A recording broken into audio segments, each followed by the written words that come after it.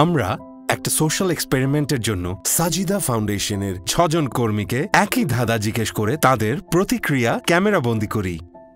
ধাঁধাটি হচ্ছে, বাংলাদেশ বনাম Bharat ODI final খেলা চলছে। আমাদের বাংলাদেশ দলের মাশরাফি, সাকিব, তামিম, মুশফিক ও মাহমুদুল্লাহ গ্যালারিতে বসে আছেন। তারা সবাই শারীরিকভাবে সুস্থ ও কোনো ধরনের কোনো ঝামেলা না থাকা সত্ত্বেও কেউই মাঠে খেলতে নামতে পারবেন না। কেন? ফিজিক্যালি ফিট, সবকিছু ঠিক, খেলা শুরু হতে যাচ্ছে কিন্তু তারা নামতে পারবে না, এরকম কিছু। অপোজিশন টিমের জন্য ওয়েট করছে করোনার কারণে। রেস্ট্রিক্টেড করে দিয়েছে আগে থেকে হয়তো। বাংলাদেশ মনে হয় ফাইনালে যায়ই নাই। এটা তো বলতে পারছি না। হ্যাঁ, আইডিয়া নেই। I don't know. কারণ বাংলাদেশ মহিলা ক্রিকেট দল সেই ফাইনালটি খেলছে। ও আচ্ছা, ঠিক আছে, তা হয়তো। ওয়াও, ওকে। আমার প্রথমে মনে হয়েছে যে এটা হচ্ছে বাংলাদেশ বয়েজ টিমের খেলা হচ্ছে।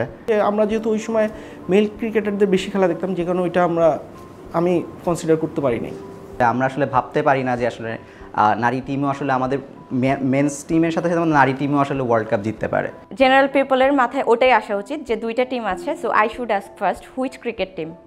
We are trying to get out of it, we are trying to acknowledge it and trying not to do this with our own children. কিন্তু এটা চলে আসে ওই কনসার্নটা, যে একটা মনে হয় যে আমার যদি if I have a daughter, আমি ওখানে অনেক ওয়ারিড থাকবো দেন rather than a San.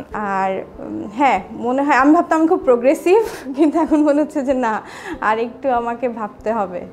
I am a women, so আমার এভাবে ভাবা উচিত ছিল। প্রায় সময় মনের অজান্তেই আমরা এগিয়ে রাখছি পুরুষদের, উপেক্ষা করছি নারীদের অবদান এবং অপার অবিচ্ছেদ্য অর্জনগুলো। আমাদের নারীরা তাদের যোগ্যতা দিয়ে দেশের বিভিন্ন খাতে অবদান রেখে আলোকিত করে তুলছে আমাদের সমাজ ও অর্থনীতিকে। চলুন সবাই মিলে এই পক্ষপাতপূর্ণ মনোভাব থেকে বেরিয়ে আসি এবং উদযাপন করি আমাদের নারীদের অর্জন।